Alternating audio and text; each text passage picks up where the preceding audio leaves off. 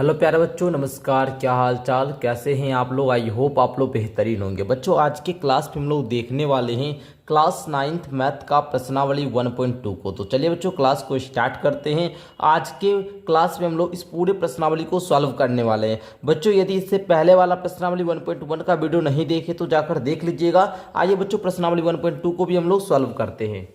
तो प्रश्नावली 1.2 का आप लोगों का प्यारे बच्चों फर्स्ट क्वेश्चन है कि नीचे दिए गए कथन सत्य हैं या असत्य, कारण के साथ अपने उत्तर देना है। बाबू यहाँ पर आपको 3 कथन दिख रहा है, इसमें बताना कि कौन सा कथन सत्य है और कौन सा कथन असत्य है। अगर सत्य है तो भैया किस कारण से वो सत्य है, असत्य है तो भैया किस कारण से वो असत्य है, ये बताना है। फर्स्ट देखिए बाबू, कहता है प्रत्येक अपरिमेय संख्या एक वास्तविक संख्या होती है। तो बिल्कुल सर ये बात हम लोगों का सही है। रीजन समझिए आप लोग। तो प्यारे विद्यार्थियों आप लोग ध्यान दीजिएगा एंड यहाँ पर पहले लिखिएगा आप लोग सत्य। ठीक है, ये बाबू बात सत्य है। क्यों सत्य है भैया? क्योंकि बोल रहा है प्रत्येक अपरिमेय संख्या एक वास्तविक संख्या होती है। तो बिल्कुल होती है सर, क्योंकि वास्तविक संख्या जो होता है इसमें अपरिमेय संख्या भी होती है और परिमेय संख्या भी होती है। तो बोलिएगा सत्य है, क्योंकि क्योंकि क्योंकि वास्तविक संख्या जो होता है सर, जो वास्तविक संख्या जो होता है, वास्तविक संख्या परिमेय संख्या एवं अपरिमेय संख्या का ही समूह है। अपरिमेय संख्या का समूह है। ठीक है, चलिए तो बस इतना ही आपको रीजन दे देना है। क्योंकि भैया जो वास्तविक संख्या होती है ना, इसमें परिमेय संख्या भी सब शामिल है और अपरिमेय संख्या भी सब शामिल है। तो बच्चों अपरिमेय संख्या जो होगा वो सब अपरिमेय संख्या वास्तविक संख्या भी होगा। तो ये बात सही है, समझ गए आप लोग। इसी प्रकार अब आप लोग बी नंबर वाला देखिए। बी में कहता है संख्या रेखा का प्रत्येक बिंदु रूट एम के रूप का होता है, जहां एम एक प्राकृत संख्या होना चाहिए। तो बच्चों आप लोग को बोला संख्या रेखा का, तो एक आप लोग यहाँ पर संख्या रेखा को बना लीजिएगा। संख्या रेखा में यहाँ पर आपका शून्य होता है, यहाँ पर 1 2 3 4 इसी प्रकार से होता रहता है। इधर धनात्मक संख्या और इधर आपका ऋणात्मक संख्या होता है प्यारे बच्चों। ठीक है, इधर आपका ऋणात्मक संख्या। अब बोलता है प्रत्येक बिंदु, संख्या रेखा का प्रत्येक बिंदु, हर एक बिंदु रूट एम के रूप का होता है। तो नहीं होता है बाबू। क्या होता है बाबू? नहीं होता है। ठीक है, ये कथन भी आपका असत्य हो जाएगा। अब बोलिएगा रीजन सर क्या है? तो रीजन आप लोग समझिए। मान लीजिए देखिए 1 और 2 के बीच में क्या आएगा बाबू? यहाँ पर संख्या होगा 1/2। इसका आप लोग दशमलव में देखिएगा। अच्छा उसको छोड़ दीजिए, सीधा देखिए रूट 1, तो ये आप लोग का क्या हुआ, एक बाहर निकलेगा तो एक आया, ये आपका परिमेय संख्या हुआ यानी वास्तविक संख्या हुआ। रूट 2 को देखिएगा, ये आपका अपरिमेय संख्या आया। अपरिमेय संख्या मतलब क्या? वास्तविक संख्या। क्योंकि अपरिमेय संख्या सारी क्या होती है? वास्तविक संख्या होती है। रूट 3 देखिएगा, ये आपका अपरिमेय संख्या हुआ, लेकिन ये भी क्या है बाबू? वास्तविक संख्या है। लेकिन उसी प्रकार आप लोग यहाँ पर संख्या रेखा के जब बाईं ओर आइएगा, ऋणात्मक संख्या देखिएगा। संख्या रेखा पर तो भैया ऋणात्मक संख्या भी ना आती है, तो है ना। लेकिन आप देखिएगा -1, ये होगा, ये वास्तविक संख्या नहीं हुआ, ये कट गया, ये आपका काल्पनिक संख्या हो जाता है। ये वास्तविक संख्या प्यारे बच्चों नहीं है। ठीक है, आपका रूट अंदर -2, ये सब आपका वास्तविक संख्या नहीं हुआ। तो इस प्रकार आपका ये कथन में क्या हो जाएगा? असत्य हो जाएगा। क्योंकि संख्या रेखा पर ऋणात्मक संख्या भी होती है और ऋणात्मक संख्या कभी प्राकृत संख्या नहीं होता है बाबू। तो जहां m एक प्राकृत संख्या बोल रहा है और संख्या रेखा पर ऋणात्मक संख्या होती है और ऋणात्मक संख्या प्राकृत संख्या नहीं है, ये सब धनात्मक संख्याएं क्या है बाबू? प्राकृत संख्या है। आई होप कि आप लोग समझ गए होंगे। आइए अगला देखते हैं हम लोग। प्रत्येक वास्तविक संख्या एक अपरिमेय संख्या होती है। प्रत्येक वास्तविक संख्या एक अपरिमेय संख्या होती है। तो नहीं, ये सर असत्य हो जाएगा। क्यों भैया? यहाँ पर हमको वही दे रहा था कि प्रत्येक अपरिमेय संख्या एक वास्तविक संख्या होती है, तो वो होगा। लेकिन बोलता है प्रत्येक वास्तविक संख्या अपरिमेय संख्या होगा। नहीं बाबू, असत्य हो जाएगा। क्योंकि जो वास्तविक संख्या होती है, वास्तविक संख्या होती है, इसमें परिमेय संख्या भी शामिल होता है। वास्तविक संख्या में परिमेय संख्या भी होता है, परिमेय संख्या भी होता है, परिमेय संख्या भी होता है। ठीक है बच्चों, तो परिमेय संख्या भी होता है। तो जो परिमेय संख्या होगा वो वास्तविक संख्या होगा, लेकिन वो अपरिमेय संख्या नहीं होगा। तो वास्तविक संख्या में परिमेय संख्या भी होता है, यानी परिमेय संख्या वास्तविक संख्या भी होती है। समझ गए रीजन आप लोग? समझ गए बाबू? चलिए आई होप कि आपका क्लियर हो गया होगा। यहां तक समझ गए, एक दो और क्वेश्चन का जवाब बता दीजिए। आप लोग पिछले 1.1 प्रश्नावली को किए होंगे, तो वहां पर सारा कुछ आपका क्लियर ही होगा कि प्रत्येक प्राकृत संख्या पूर्ण संख्या होता है, लेकिन प्रत्येक पूर्ण संख्या प्राकृत संख्या नहीं होता है। तो उसी प्रकार का कॉन्सेप्ट है, बहुत ही सिंपल है बाबू। ये सब आपको कॉन्सेप्ट हम पढ़ाए हुए हैं बैच में। ठीक है, तो आप लोग का उसी प्रकार का आपका क्वेश्चन दे दिया है। अगर आप लोग अभी भी एडमिशन हमारे बैच में नहीं लिए हैं प्यारे बच्चों, तो बैच में एडमिशन ले लीजिए। उसके लिए नीचे डिस्क्रिप्शन बॉक्स से मेरा एप्लीकेशन डाउनलोड कीजिए।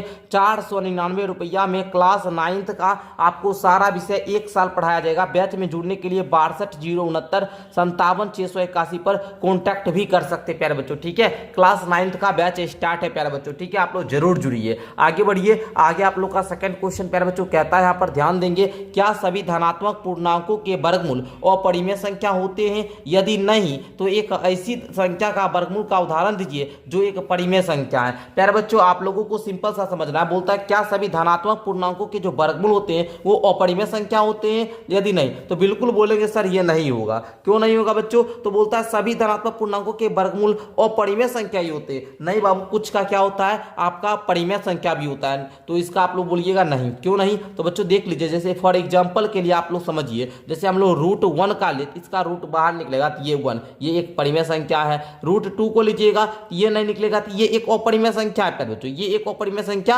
है। लेकिन अगर आप लोग वहीं √4 का ले लीजिए, ये 2 निकल गया। √9 ले लीजिए, ये आपका 3 निकल गया। तो इस प्रकार आप लोग ढेरों एग्जाम्पल देकर इसको प्रूव कर सकते हैं कि ये जो आपका जो कथन दिया गया कि सभी धनात्मक पूर्णांकों के वर्गमूल अपरिमेय संख्या होते हैं, ये बात असत्य है, ठीक है। तो आप लोगों को हमने एग्जाम्पल, बहुत सारा एग्जाम्पल देकर समझा भी दिया। आई होप कि आपको समझ में भी आ चुका होगा। चलिए बच्चों आगे बढ़ते हैं हम लोग।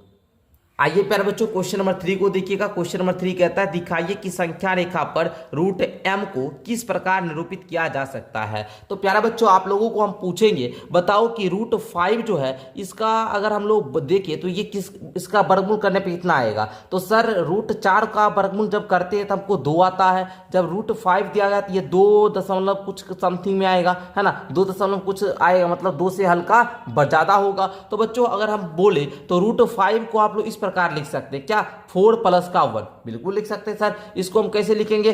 2 का स्क्वायर 4 होता है और 1 का स्क्वायर 1 होता है। इस प्रकार आप लोग जानते होंगे। यानी कि सर बात हो चुका है समकोण त्रिभुज का। किस प्रकार प्यारे बच्चों? समकोण त्रिभुज का। और समकोण त्रिभुज आप लोग जानते हैं प्यारे बच्चों, समकोण त्रिभुज इस प्रकार का है। यहां पर आप लोग इसको बोलते हैं आधार। इसको क्या बोलते हैं बच्चों? आधार बोलते हैं। इसको हम लोग लंब बोलते हैं, इसको हम लोग कर्ण बोलते हैं बच्चों। तो यहां पर आधार आपको क्या करना है? 2 सेंटीमीटर लेना है और आपका जो लंब है ये 1 यूनिट ही लेना है प्यारे बच्चों, ठीक है। आइए तो हम लोग क्या करते हैं, यहाँ पर एक पहले से क्या करेंगे, संख्या रेखा बना लेंगे, ठीक है। यहाँ पर स्केल की मदद से आप लोग एक क्या कीजिएगा, संख्या रेखा बनाइएगा। तो देखिए यहाँ पर हम क्या करते हैं, एक संख्या रेखा इस प्रकार से बना लिए। अब संख्या रेखा बना लिए, अब यहाँ पर हम 2 यूनिट करके ले लेंगे। तो यहाँ पर देख लीजिए इस प्रकार से हमने क्या किया प्यारे बच्चों, 2 यूनिट करके ले लिया। ओके चलिए, हाँ अब हम लोगों का प्यारे बच्चों ये हो गया। अब प्यारे बच्चों यहाँ पर आपका क्या बोलता है कि यहाँ पर आपको क्या करना है, 0 से लेकर 2, यहाँ पर आपको 2 पर जाना है, क्योंकि यहाँ पर आप लोग देखिए ये 2 पॉइंट समथिंग के कुछ आ रहा है। तो बाबू ये आपका 0 हो जाएगा, ये आपका 1 और ये 2, इस प्रकार 3 आप लोग इस प्रकार से ले लीजिए। तो बच्चों यहाँ पर आप लोग ध्यान देंगे, हमने क्या किया, 1 इंच को यहाँ पर 0, 1, 2 आप लोग ले लीजिएगा, इंच की सहायता से ही करिएगा, ठीक है। अब प्यारे बच्चों आप लोग यहाँ पर क्या कर लीजिएगा, 2 पर क्या कर लीजिएगा, एक लंब खींच लीजिएगा। 2 पर एक क्या कीजिएगा, लंब खींच लीजिएगा, ठीक है। और इसको क्या करना है प्यारे बच्चों, 1 यूनिट ही आपको देना है। तो यहाँ पर देख लीजिए हम यहाँ पर 1 यूनिट ही लेंगे इसका, ठीक है। चलिए हम यहाँ पर 1 यूनिट इस प्रकार से ले लिए हैं, यहाँ पर मार्क्स कर दीजिए। अब बच्चों इसको क्या कर लीजिए, इस O से जहाँ पर ये 0 है बाबू, 0 शून्य से इसको मिला लीजिए, शून्य से इसको मिला लीजिए। ये आपका 1 यूनिट का हो गया। इसका आपका लेंथ प्यारे बच्चों क्या हो गया, 2 सेंटीमीटर हो गया ना बाबू। अब आप लोग इसको क्या करिएगा, यहाँ पर इस प्रकार से, ठीक है। अब क्या कीजिए, इसको शून्य पे इसको यहाँ पर इस पे रखकर यहाँ पर आप लोग क्या कीजिएगा, थोड़ा सा इसको बढ़ा लीजिए, थोड़ा सा हल्का सा, हाँ। अब आप लोग इसको इस प्रकार से क्या कर लीजिए, इसको हल्का सा खींच लीजिए, ठीक है। चलिए जी इस प्रकार से आप लोग कर लीजिएगा, ठीक है।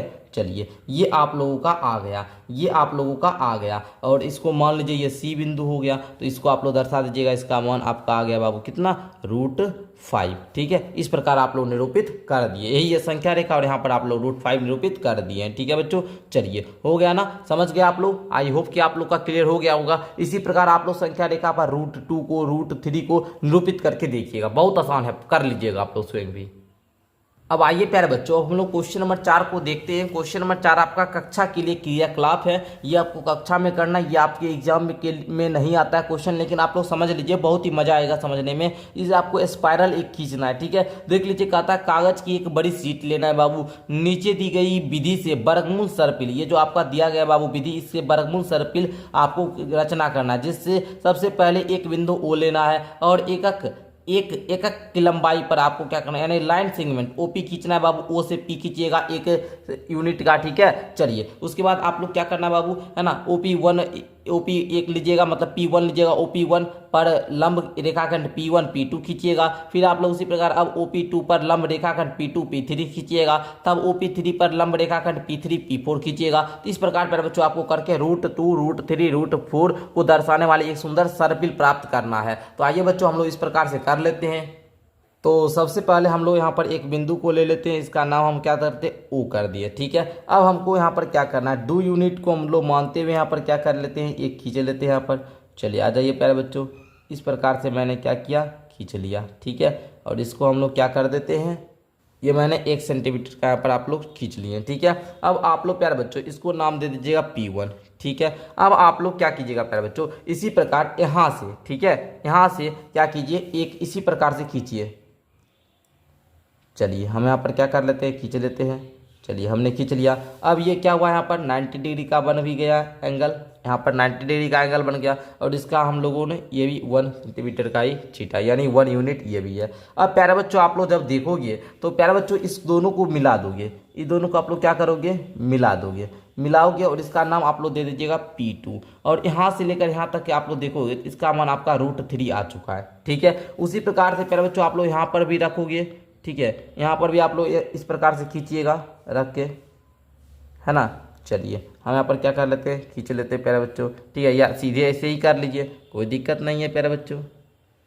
चलिए आ जाइए, हम कर लेते हैं, कर लिए ना। चलिए अब यहाँ पर जो मैंने कर लिया प्यारे बच्चों, अब इसको हमने क्या किया, 1 यूनिट लिया। अब यहाँ पर आप लोग क्या कीजिएगा, इसको स्केल की सहायता से दोनों पॉइंट को भी क्या कीजिएगा, मिला दीजिएगा, मिला दिए प्यारे बच्चों। अब यहाँ पर आपका इसका जो लंबाई आया, ये आप लोगों का √3 आ गया और इसका नाम P3 दे दीजिएगा, ये OP3 हो गया। अब इसी प्रकार आप लोग यहाँ पर क्या कीजिएगा, फिर से क्या कीजिएगा, 1 यूनिट की लंबाई यहाँ पर ले लीजिएगा प्यारे बच्चों, ठीक है। हम लोग ले लेते हैं। फिर आप लोग क्या कीजिएगा, इसको यहाँ पर इस प्रकार से मिला लीजिएगा, इसको यहाँ पर क्या करना है प्यारे बच्चों, आपको मिला लेना है, मिला लीजिएगा और ये आपका OP3 हो जाएगा, ठीक है। यहाँ P3 इसको मान लीजिए और इसका लंबाई आपका √4 आ गया। इसी प्रकार आप लोग फिर चाहे और भी खेलिएगा, मजा लेना है बाबू, ठीक है, मजा लेना है आप लोगों को, ठीक है। इस प्रकार से आप लोग यहाँ पर 1 यूनिट लीजिएगा और इसको यहाँ पर प्यारे बच्चों आपको क्या करना है प्यारे बच्चों, इसको मिला देना है, ठीक है। इसको क्या करना है प्यारे बच्चों, मिला देना है और इसको मिलाइएगा, इसका मान आपका √5 आ गया, ठीक है। अब ये आपका OP4 हो गया, P4, ठीक है। तो इस प्रकार प्यारे बच्चों आपको करना है और इस प्रकार से आपको एक स्पाइरल को बना लेना है। कितना आसान काम था, है ना। √3 है ना, रूट अंदर के आपको 2 रूट अंदर 3 रूट अंदर 4 ये सब आपको दर्शाना था, जो कि मैंने दर्शा दिया। तो इस प्रकार आज के क्लास में आप लोगों ने क्लास 9th मैथ का प्रश्नावली 1.2 को अच्छे तरीका से समझ लिया। मिलते हैं अगली क्लास के साथ, तब तक के लिए धन्यवाद। आप लोग प्यारे बच्चों इस क्वेश्चन को स्वयं से कीजिएगा, ये आपका होमवर्क रहा, ठीक है, कर लीजिएगा। धन्यवाद।